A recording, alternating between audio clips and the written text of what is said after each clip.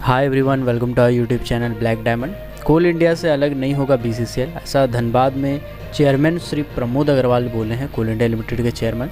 आपको बता दें कि कोल इंडिया के जो चेयरमैन हैं श्री प्रमोद अग्रवाल, वो फ़िलहाल बीसीसीएल के दौरे में हैं। बीसीसीएल के अलग अलग एरिया में अलग अलग जगह पे दौरा कर रहे हैं। उसमें उन्होंने बीसीसीएल मुख्यालय यानी कोयला नगर में, कोयला भवन में उन्होंने ये कहा है कि कोल इंडिया और उसका सब्सिडरी कंपनी कोयले को लेकर के, कोयले के साथ ही साथ एक उसका सब्स्टिट्यूट ढूंढ रही है।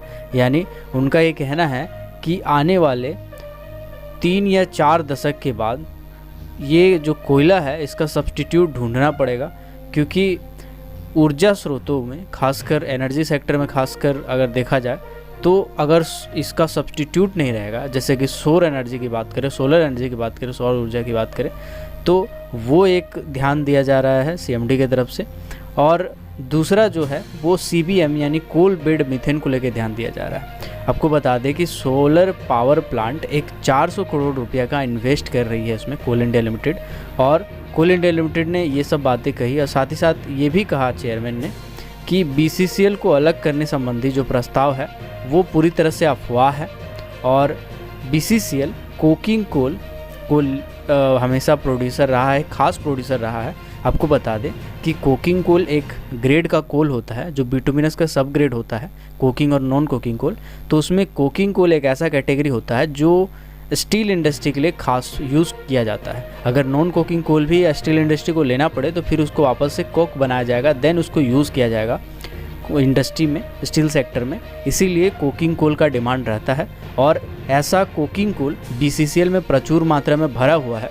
और सीसीएल यानी सेंट्रल कोलफील्ड लिमिटेड का एक एरिया है ढोरी करके, उस एरिया में कोकिंग कोल मिलता है, बाकी बहुत ही कम जगहों में मिलती है। इसीलिए कोकिंग कोल का स्टील सेक्टर में जो डिमांड है वो पूरी तरह से बीसीसीएल पूरा करता है। कोल बेड मीथेन की बात करें तो उन पर चेयरमैन ने ये कहा है कि सीबीएम दोहन को लेकर गंभीर प्रयास किया जा रहा है। सीबीएम का दोहन नहीं किया गया तो यह इन्वायरमेंट में रिश्ता रहेगा और प्रदूषण की मात्रा भी बढ़ाएगा। सीबीएम को ईंधन के रूप में यूज़ किया जाए अगर, तो बीसीसीएल एक निजी कंपनी को इसका टेंडर दिया है। झरिया कोयला क्षेत्र का, झरिया कोलफील्ड का एक निजी कंपनी है जिसको ये टेंडर दिया गया है कि वो सीबीएम यानी कोल बेड मीथेन का प्लांट लगाए। और कोयला की गुणवत्ता को लेकर भी उन्होंने जोर दिया है। कोयला की गुणवत्ता की मात्रा को बेहतर करने के लिए वो अधिकारियों के साथ मीटिंग भी कर रहे हैं, और ये भी कहा है कि पड़ोसी देशों से कोयला का जो नया ग्राहक है वो खोजा जा रहा है, ताकि पड़ोसी देशों को कोयला को एक्सपोर्ट किया जा सके। और ये भी प्रयास किया जा रहा है कि कुछ जगहों से जो कोयला लिया जाता था, जिसका आयात यानी इंपोर्ट किया जा रहा था, वो ना करना पड़े। इसके लिए 1 बिलियन का जो टारगेट है वो पूरा हो जाए, क्योंकि 1 बिलियन टन अगर सालाना टारगेट पूरा हो जाता है कोल इंडिया लिमिटेड का, तो फिर इंपोर्ट तो नहीं करना पड़ेगा, साथ ही साथ कोल इंडिया एक्सपोर्ट भी कर सकती है। बहुत सारा, जैसे आपको बता दें, बांग्लादेश है, नेपाल है और भूटान है। ये तीनों देश ऐसे हैं जिससे बात अभी फ़िलहाल चल रही है कोल इंडिया लिमिटेड की, कि कोल इंडिया लिमिटेड उन लोगों को कोयला सप्लाई करेगा। उन्होंने ये भी कहा है कि एमपीएल को कोल इंडिया अब पर्याप्त मात्रा में कोयला दे रही है, इसके लिए एमपीएल को आयात करने की ज़रूरत यानी इंपोर्ट करने की ज़रूरत नहीं है।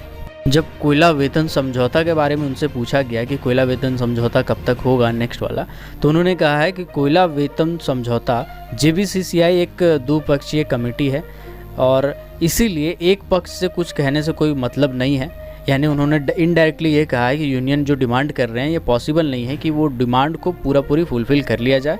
वैसे कोल इंडिया लिमिटेड जितना हो सके वेतन समझौता करने के पक्ष में है, और बीसीसीएल समेत जितना भी सब्सिडरी कंपनी है इसमें मेडिकल कॉलेज खोलने को लेकर चेयरमैन ने ये कहा है कि अभी राज्य सरकारें जिला स्तर पर मेडिकल कॉलेज बना रही है, इसीलिए मेडिकल कॉलेज का खास आवश्यकता नहीं है। बट उन्होंने ये भी कहा है कि जो मेडिकल फैसिलिटीज़ है, स्वास्थ्य सुविधाएं हैं, उसको लेकर कोयला कंपनियों में सुदृढ़ करने की कोशिश की जा रही है।